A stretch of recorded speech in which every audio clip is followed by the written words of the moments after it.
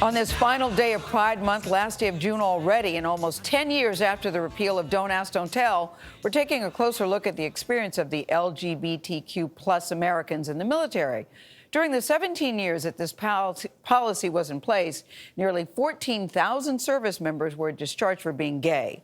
Since the end of World War II, more than 100,000 additional military members were kicked out over their sexual orientation. Jan Crawford spoke to members of the Air Force to see how the culture has changed. When President Bill Clinton proposed Don't Ask, Don't Tell in 1993, he was trying to find compromise in a fight over a ban on gays in the military that had been in place for centuries. It is not a perfect solution. It is not identical with some of my own goals, and it certainly will not please everyone.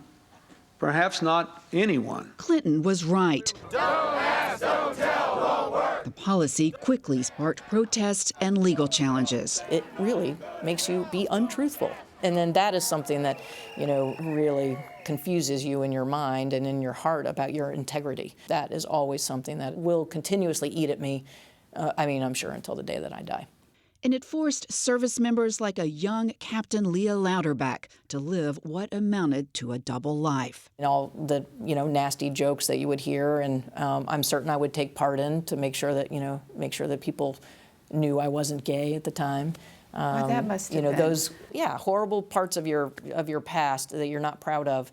But you really had no choice if you wanted to continue to serve. I agree. I don't know how else I would have done it. For years, Louderback climbed the ranks in the Air Force, lying to colleagues, living in what she describes as a constant state of paranoia. It was always a leap of faith that you had to take to actually tell somebody in the military. Because the stakes were high. Absolutely. All they would have had to do is say something to the commander. Our people sacrifice a lot for their country, including their lives. None of them should have to sacrifice their integrity as well. In 2010, President Barack Obama repealed Don't Ask, Don't Tell. This is done. And I remember just, texting friends and being on the phone and sending emails and just, tears running down your face just out of relief and happiness and just meant this that huge. much. Yes, absolutely. Less than 4 years later, Lindsey Johnson and Shantae Barber met during training at the Air Force Academy and soon began dating. We felt we wanted to keep our personal lives close to our chest.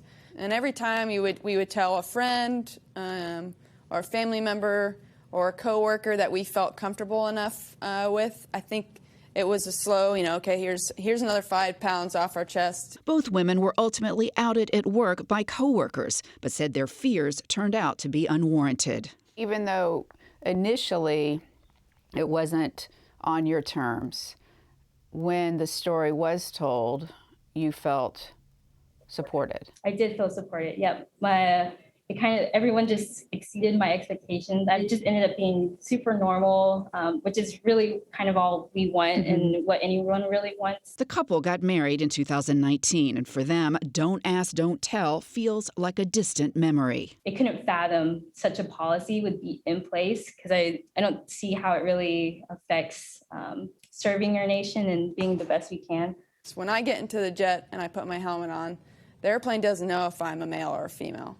And that's what I want our society to come to. They don't care if we're black or if we're white or if we are married to a woman or if we are married to a male. Ladies and gentlemen, Major General Louderback's spouse, Miss Brenda Hall. At the Pentagon, Louderback is now a 2-star general in charge of intelligence for the U.S. Space Force. Diversity is essential to our future success and security. She's using her position to lead a new team tasked with recommending ways the Air Force and maybe the military as a whole can become more inclusive. We need to look like the American public, and that American public has gay members in it. So even if we just recruit, and we recruit a diverse population, they won't stay if they don't feel included and comfortable and part of the team in all aspects. Louderback understands that more than anyone. I always wanted to just put on my desk, I just wanted to be able to put a picture of my girlfriend. And the fact that I couldn't share any of that before, but I can share it now, it's a world of difference.